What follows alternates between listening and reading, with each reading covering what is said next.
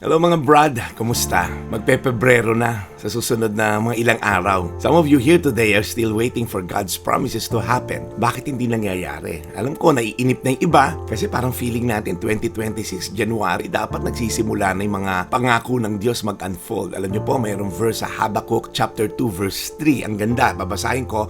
For the revelation awaits an appointed time. It speaks of the end and will not prove false. Though it linger, wait for it.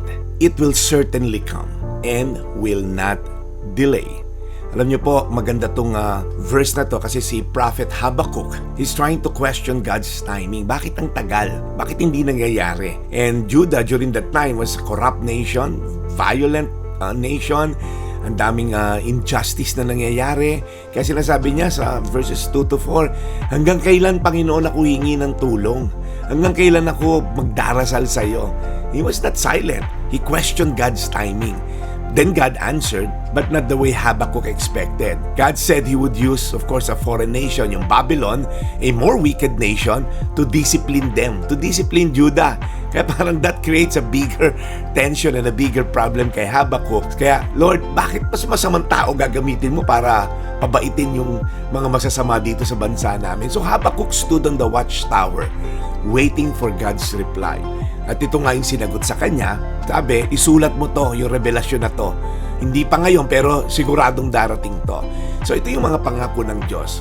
God's promises may delay, but they may never fail. Sabi, ngunit hindi magtatagal, tiyak na mangyayari ito.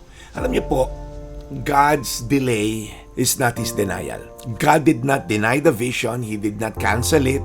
He delayed it. Sa pananaw natin, parang nag-delay ang Diyos. Pero sa calendar ng Diyos, His timing is always the perfect timing.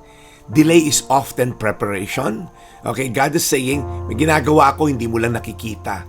So may mga promises ba ang Diyos sa atin na parang natatagalan ka? Ang tagal ko namang yumaman, tagal ko namang umayos ang marriage na to, ang tagal namang bumait ng anak ko, baka ipine-prepare muna ng Diyos yung heart mo. Baka bago niya palakihin yung negosyo mo, tinatama niya muna yung contentment sa'yo. Baka kasi maging greedy ka to want for more and makalimutan mo ang Diyos. Baka maging stingy ka, maging kuripot ka.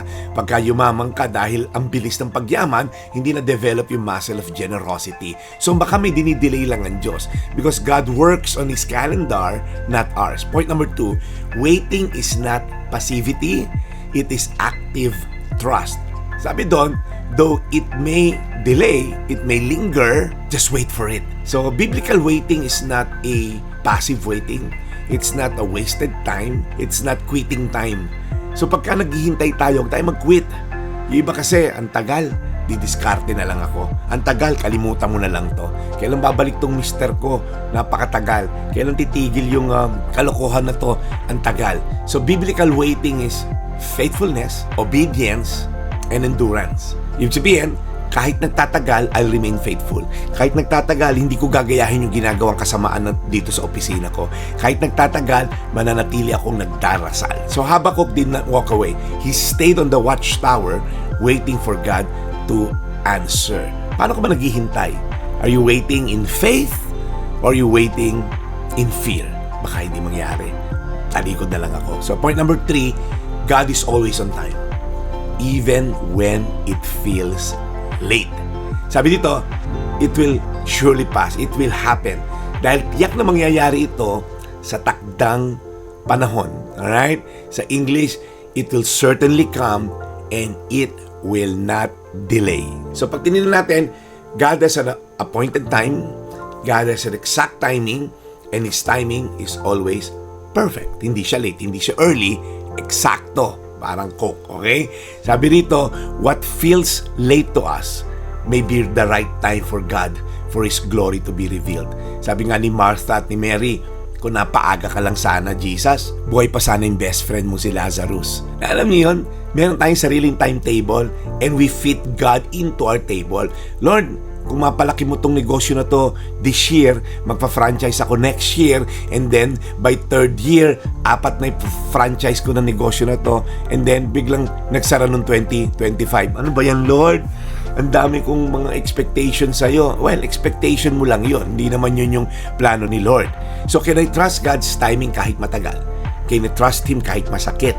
Can I trust Him even though parang feeling ko, may mangyayari ba talaga? Can I keep obeying kahit wala pa yung breakthrough? Yun ang pinakamahirap, kapatid, ano? Yung you keep on doing what is good. You know what the Bible says? Do not be weary of doing good. Huwag ka raw mapapagal sa paggawa ng tama. Anong sabi doon? Because in the proper time, you will reap the harvest of righteousness if we do not give up. Yun po yung premise to the promise. We want the harvest, we don't want the waiting. We don't want the endurance.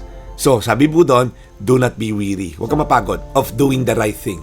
Because faith believes even when sight sees delay or even if we assume denial. Alam niyo po, Habakkuk waited for justice. Israel waited for redemption. The world waits for a Savior. And then Jesus came. Not according to human expectation. Nasa sabsaban siya, ini-expect ng mga tao, dapat conquering king.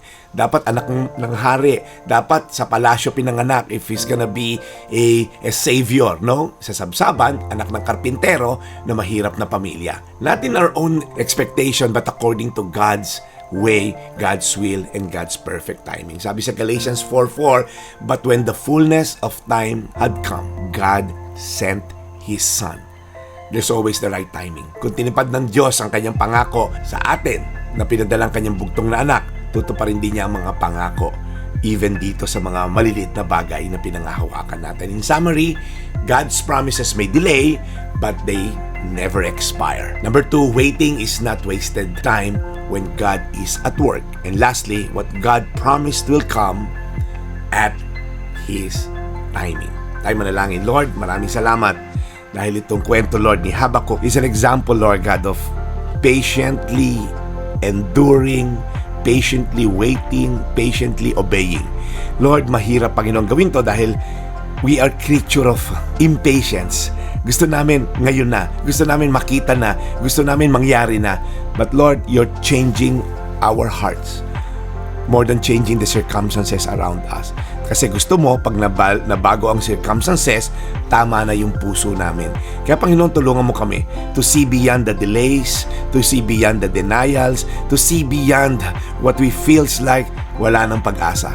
Because you're a God of hope, you're a God who is faithful to His promises. Kaya Panginoon, tulungan mo kami.